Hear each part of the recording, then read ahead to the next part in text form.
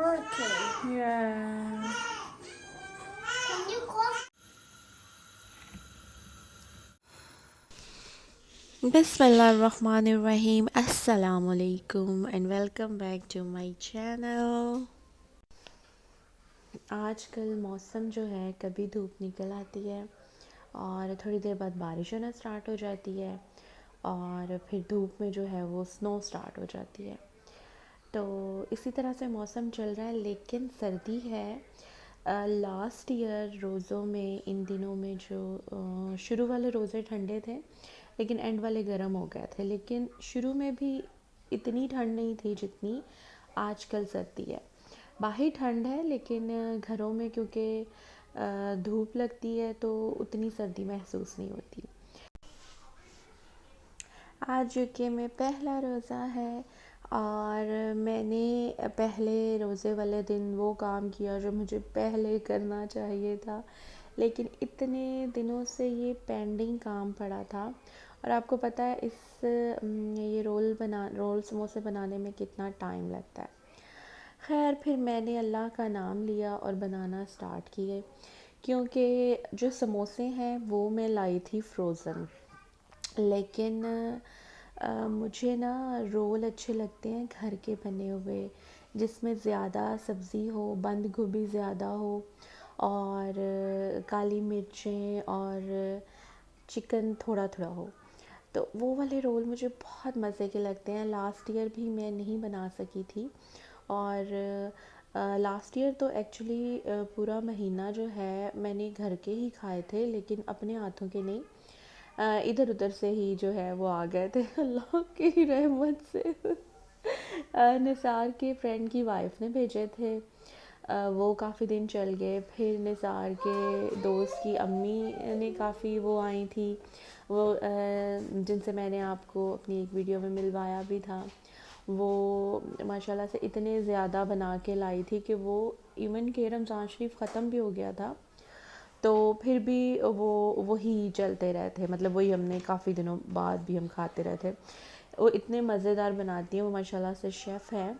और फिर उसके बाद निसार ने फरमाइश करके स्पेशल उनसे समोसे बनवाए थे और हमने वो काफ़ी दिन इंजॉय किए थे। तो घर के बने हुए जो होते हैं ना, समोसे हो गए, रोल हो गए, वो बहुत ही मज़ेदार बनते हैं और आपको ये तसल्ली भी होती है कि घर के साफ़ सुथरे बने हुए हैं और आप जो है वो इजीली खा लेते हो।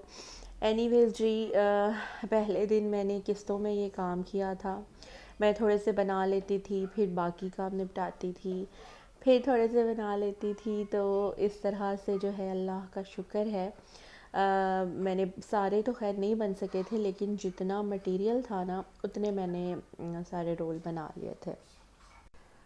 रमज़ान शरीफ से पहले घर में मिलाद था तो उसकी तैयारियों में 2-3 दिन लग गए थे और जिन दिनों में मैंने ये काम करना था तो इसलिए ये पेंडिंग था।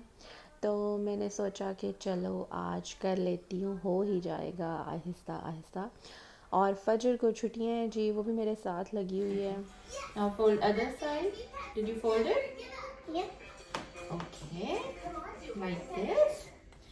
Now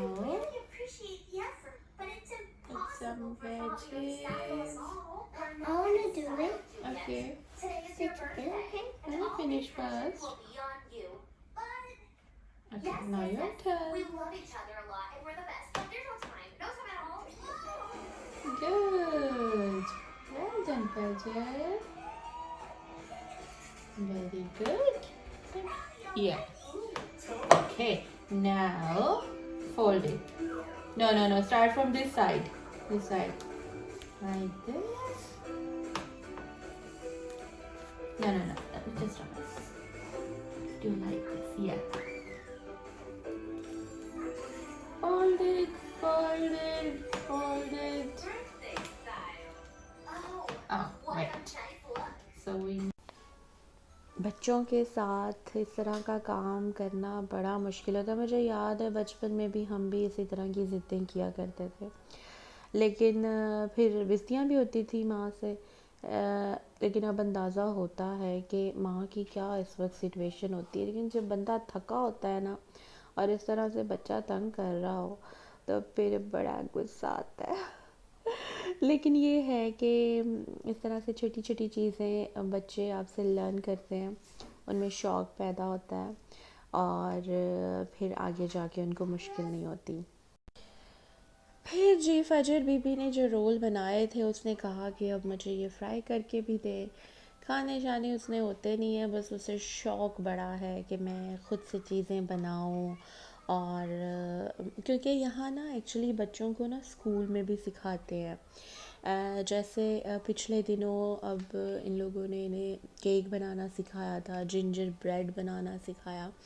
इस तरह से हर सेमेस्टर में ना कोई ये चीज़ बच्चों को प्रैक्टिकली करके जो है वो दिखाते हैं और फिर उन्हें उन्हें ये लोग कहते हैं कि ख़ुद बनाओ। और इस तरह से फिर बच्चों में बहुत जो है वो शौक़ पैदा होता है। और यहाँ के बॉर्न बच्चे हैं, यहाँ के जो बोर्न बच्चे हैं, फजर बेबी घर पे है तो फजर के साथ वॉइस ओवर करना दुनिया का मुश्किल तरीन काम है। एनीवेज जी, यहाँ के जो बच्चे हैं उनकी बेकिंग बहुत अच्छी होती है क्योंकि उनको वो लोग स्कूल में सिखाते हैं। तो जी यहाँ अब फजर बीबी की ख्वाहिश पूरी करने के बाद दोबारा से मैंने बनाना स्टार्ट किए थे और तकरीबन जो है वो ऐसे ही दिन गुजर गया। साथ साथ दूसरे काम और साथ साथ ये भी चल रहा था। एनीवेज, और आप लोग प्लीज़ मुझे कमेंट्स में ज़रूर बताइएगा कि आप लोगों का पहला रोज़ा कैसा गुज़रा। कुकिंग मैंने कोई इतनी ख़ास नहीं की थी पहले रोज़े पे क्योंकि एक दिन पहले मिलाद शरीफ था तो वो वाला खाना पड़ा हुआ था। बस मैंने चावल बनाए थे और मैंने वाइट राइस बनाए थे। मैं स्टिकी वाले वाइट राइस बनाती हूँ सहरी के लिए। हम लोगों की बचपन से आदत बनी हुई है सहरी में सफ़ेद चावलों में दही और दूध डाल के। इस तरह से चावल खाने से एक तो ये चावल इस तरह से ठंडे होते हैं, दूसरा आपको पूरा दिन प्यास नहीं लगती और आपको भूख भी जो है वो कम लगती है। तो आप लोग भी ज़रूर ऐसे बनाया करें, काफ़ी लोग ऐसे ज़रूर बनाते होंगे।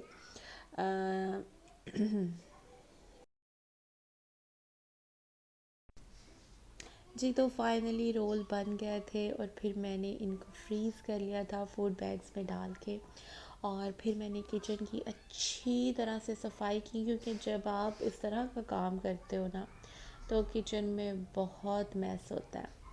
और रमज़ान शरीफ में वैसे भी आप नॉर्मल रूटीन से आपकी कोशिश होती है कि आप ज़्यादा चीज़ें बनाओ। स्पेशली पहले रोज़े में तो आप ज़्यादा एहतमाम करते हो, पर मैं ज़्यादा करती हूँ, फिर आहिस्ता आहिस्ता मैं कम कर देती हूँ। एनीवेज जी, ये जो मैंने ड्रिंक बनाया ना ये मैं आपको बताती हूँ ये मैंने कैसे बनाया था। मैंने जस्ट यहाँ मैं सैलड बना रही हूँ इफ्तारी के लिए और ये मैंने सब्ज़ी वाले चावल बनाए थे। मैं आपको ड्रिंक का बताती हूँ। उसमें मैंने डाली थी पालक और मैंने 3-4 एप्पल डाले थे छिलकों समेत और फिर मैंने उसमें 2 डाले थे मौसमी, उनके भी छिलके उतार के उनको मैंने काट लिया था और मैंने इसमें डाला था प्लम और इन सारी चीज़ों को पानी में ग्राइंड किया था मैंने और फिर इनको मैंने स्टेन कर लिया था। और ये इतना रिफ़्रेशिंग जूस बनता है, अगर आप चाहें तो आप स्टेन ना भी करो, लेकिन उस तरह से ना फिर मेरे से पिया नहीं जाता, तो फिर ना पीने से तो पीना बेहतर है। तो चलो कुछ तो वैसे असर जाता है ना, लेकिन ये बहुत रिफ़्रेशिंग बनता है। और यहाँ जनाब मैं आपको ये नेक्स्ट डे की सहरी है, पहली सहरी मैंने कैप्चर नहीं की थी और नेक्स्ट डे ही मैंने ये वाइट राइस भी बनाए थे। इनको हम बोलते हैं, इनको हम अन्ना बोलते हैं। आई डोंट नो बाकी आप लोग क्या बोलते हो, अगर आप इनके बारे में जानते हो तो मुझे ज़रूर कमेंट्स में बताइएगा कि आप लोग सहरी में क्या क्या खाते हैं और आप लोग ये वाइट राइस खाते हैं या नहीं खाते। ये जी अल्लाह आपका भला करे। क्या मैं कहने लगी थी मैं भूल गई। एनीवेज़ मैं भूल गई हूँ मैं क्या कहने वाली थी, जब याद आएगा तो ज़रूर बताऊँगी। और आप लोग मुझे कमेंट्स में ज़रूर बताइएगा कि आप लोगों का पहला रोज़ा कैसा गुज़रा और आप लोगों ने इफ्तारी में क्या क्या बनाया, किस तरह से आप लोगों ने इबादत की। रमज़ान शरीफ में एक और ख़ास बात है कि आप खाना जो बनाते हो ना वो बहुत जायके वाला बनता है अल्लाह की तरफ से। हालांकि आप चखते भी नहीं हो लेकिन फिर भी सब कुछ एक्यूरेट होता है। और अगर आप मैंने ये एक्सपीरियंस किया है कि खाना बनाते वक्त अगर आप दरूद शरीफ पढ़ो ना तो उस खाने में इतना जायका होता है अल्लाह की तरफ से। और दरूद शरीफ तो इतनी प्यारी चीज़ है, दरूद शरीफ का नाम ही लेते रहे इंसान की आंखें ऐसा लगता है जैसे ठंडी हो गई हैं। तो आप लोग भी प्लीज़ अपनी ज़िंदगी में रूटीन बनाएं कि ये दिल पे हर वक्त जब इंसान कोई चीज़ पढ़ता है ना तो फिर आपके ना ये वो चीज़ आपके दिल पे जारी हो जाती है। तो कोशिश करें, मैं भी आजकल इसी चीज़ पे काम कर रही हूँ कि मैं ना हर वक्त दरूद शरीफ पढूँ। दरूद इब्राहिमी काफ़ी लंबा हो जाता है, आप कोई सा भी शॉर्ट दरूद शरीफ पढ़ लिया करें। जैसे मैं पढ़ती हूँ सल्लल्लाहु अलैहि वसल्लम, मैं बस इतना पढ़ती हूँ। तो कोई भी चीज़ अगर इंसान हर वक्त पढ़ता रहे ना तो फिर उसके दिल पे जारी हो जाती है। और फिर इंसान सो भी रहा हो ना तो ऐसे लगता है जैसे दिल पढ़ रहा है आपका ना, जिस चीज़ का भी आप विद स्टार्ट कर दो। चलें जी, यहाँ पे करते हैं वीडियो का इख्तिताम और इंशाल्लाह ताला नेक्स्ट वीडियो में आप लोगों से मुलाकात होगी अच्छी अच्छी प्यारी प्यारी बातों के साथ। तो मुझे दीजिए इजाज़त, अपना और अपनी फैमिली का ख्याल रखिएगा। और जब जब मेरी वीडियो आप लोग देखते हैं प्लीज़ मुझे अपनी दुआओं में ज़रूर याद रखा करें और मुझे छोटी सी बस दुआ दे दिया करें, ज़्यादा लंबी चौड़ी देने की ज़रूरत नहीं। ठीक है जी, ओके जी, अल्लाह हाफिज़, थैंक यू फॉर वॉचिंग।